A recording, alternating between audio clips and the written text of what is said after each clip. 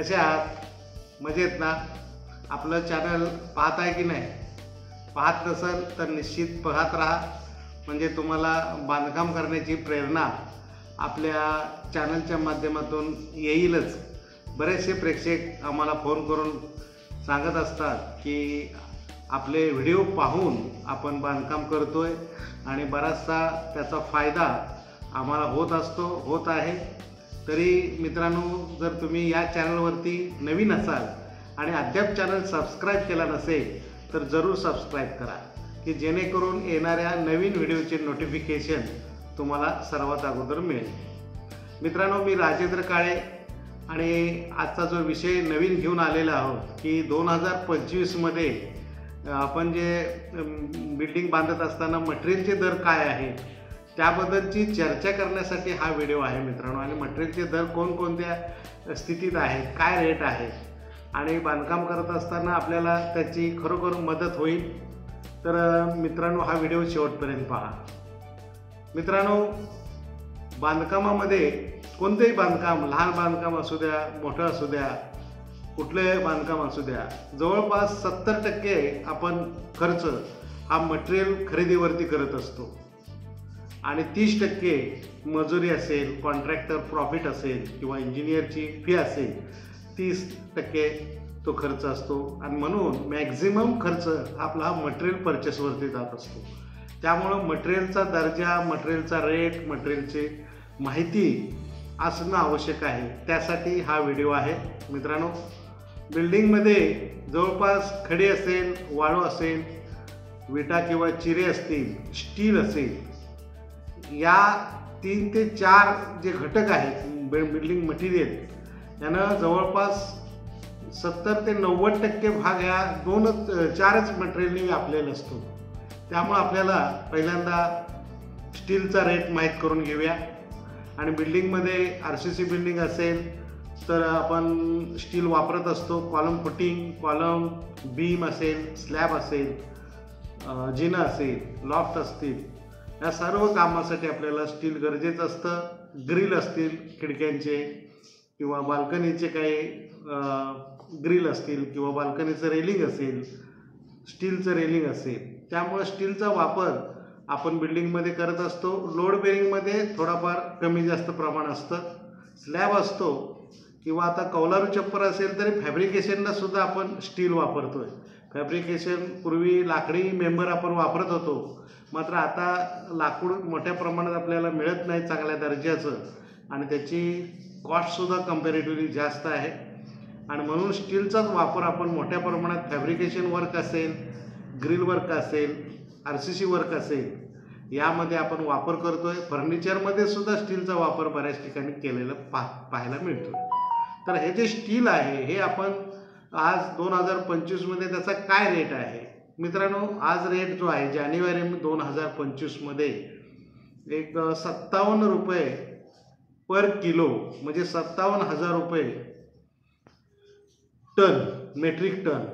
तर अशा पद्धतीनं आहे. आणि जवळपास 1000 स्क्वेअर फीटची जर बिल्डिंग बांधायची झाली तरी तुम्हाला प्रति स्क्वेअर फीट 4 किलो लागतं, म्हणजे 4 टन तुम्हाला बिल्डिंगला लागतं, म्हणजे 4. आणि जर आपण ट्रान्सपोर्ट, भरणी उतरणी पकडली तर 60 रुपये दर तो जातो, म्हणजे 60 गुणिले 4000 म्हणजे 2,40,000चं कॉस्टिंग आपण स्टीलवरती करत असतो. आणि स्टील घेताना अनेक वेगवेगळ्या प्रकारचं असतं, म्हणजे वेगवेगळ्या कंपन्या, वेगवेगळे त्याचे ग्रेड्स आहेत. तर टाटा स्टील इतर कंपन्याच्या मानानं सगळ्यात हाय असतं. त्यानंतर मग बाकीच्या कामधेनू असेल, अंबाशक्ती असेल किंवा शिर्डी असेल, महालक्ष्मी असेल, अनेक स्टील, लोकल स्टील जे ISI मार्क असतं ते तुम्ही घेऊ शकता. ते साधारणतः 57 ते 60 रुपये पर kg रेट आहे. आता दुसरा जो आहे तो म्हणजे सिमेंट. सिमेंटचा दर मित्रांनो कसं असतं, बांधकाम जसजसे वाढत जातात, मे महिना येतो जवळ, तसतसं सिमेंटचे रेट 10 ते 20% वाढतच जातात.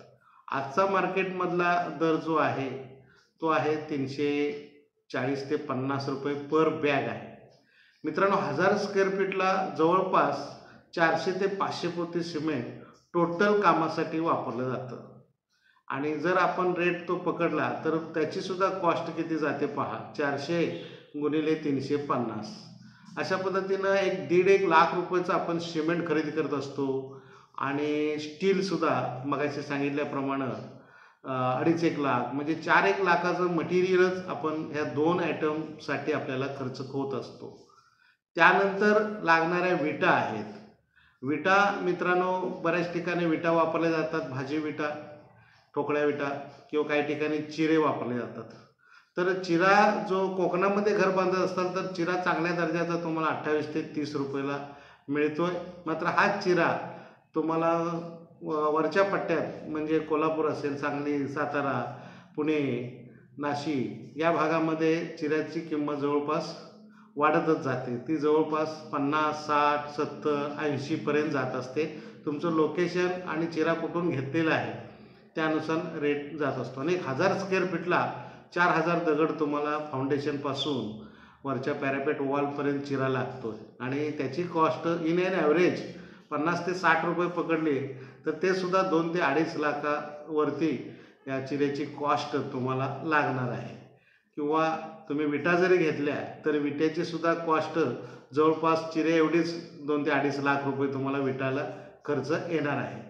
त्यामुळं वीट असेल, सिमेंट असेल, स्टील असेल, ह्या 3 मटेरियलचाच खर्च मित्रांनो 5 ते 5.5 लाख रुपये 1000 स्क्वेअर फीटसाठी आपण काढतोय. त्यानंतर महत्त्वाचं जे 2 मटेरियल राहिलेले आहेत ते म्हणजे खडी आणि वाळू. मित्रांनो, खडी साधारणतः कोकणामध्ये तरी 3000 रुपये ब्रास या रेटनं चालू आहे. 9000 रुपयाला 3 ब्रासचा जो डंपर असतो तो येतोय. तर खडीचा रेट आहे 3000 रुपये प्रति ब्रास. हा रेट मित्रांनो प्रत्येक जिल्हा असेल, प्रत्येक गाव असेल, वेगवेगळा थोडाफार कमी जास्त असण्याची शक्यता आहे. वाळूसुद्धा तसंच आहे. वाळू 2 प्रकारची वाळू असते. एक असते नदीमधली वाळू असते आणि दुसरी असते खाडीमधली वाळू, किंवा त्याला समुद्रामधली नसते डायरेक्ट, पण खाडीमधली, किंवा क्रश्ड सँड. नॅचरल सँड जशी असते तशी क्रश्ड सँड जी आहे, आर्टिफिशियल सँड म्हटलं तर कृत्रिम वाळू, की जशी खडी तयार केली जाते तशी कृत्रिम वाळूसुद्धा दगडचं क्रशिंग करून केलं जातं. तर तुम्ही दोन्हीपैकी कुठलीही वापरू शकता. दोन्ही ते बऱ्याच आपण व्हिडिओ पण केलेले आहेत की कोणती वाळू चांगली आहे. तर नदीमधली सुद्धा वाळू तुम्ही वापरू शकता. जर तुम्हाला अवेलेबल असेल तर शक्यतो नदीमधली वापरा. अवेलेबल नसेल तर क्रश्ड सँड वापरायला काय हरकत नाही. तर ह्या वाळूचा रेटसुद्धा 4000 रुपये सध्या 4 ते 5000 रुपये कमी जास्त होत असतो. आणि ब्रासला रेट मी सांगतो तुम्हाला, एक ट्रिपला 12 ते 15000 रुपये इन ॲन ॲव्हरेज. सीझनमध्ये, ऑफ सीझनमध्ये रेट वाढत जातो. आणि जसजसं वापर होत असतो, बांधकामं सुरू होत असतात, मे महिना जवळ येतो, तसतसं हे खडे असेल, वाळू असेल, सिमेंट असेल, स्टील असेल, याचे रेट 10 ते 20% वाढत असतात मित्रांनो. आणि जवळपास ह्यासुद्धा 8 ते 10 डंपर आपल्याला वाळू लागते, 5-6 डंपर खडी लागते. याचीसुद्धा कॉस्ट तुम्हाला 2 ते 3 लाख रुपये ह्या 2 आयटमसाठी जाऊ शकते. म्हणजे 10-1 लाख रुपये तुम्हाला मेन जे मटेरियल आहे, खडी, वाळू, सिमेंट, स्टील, आणि ह्यासाठीच आपल्याला चिरे असतील, विटा असतील. त्यामुळं याची क्वालिटी बघून घेणं महत्त्वाचं आहे. आता सिमेंट कोणतं वापरावं? सिमेंट ISI मार्क आता बरेचसे सिमेंट आहेत. 43 ग्रेड, 53 ग्रेड 2 उपलब्ध आहेत. बऱ्याच ठिकाणी आपण सांगत असतो की RCC काम असेल, बांधकाम असेल, स्ट्रक्चरल काम असेल त्यासाठी 53 ग्रेड सिमेंट वापरा.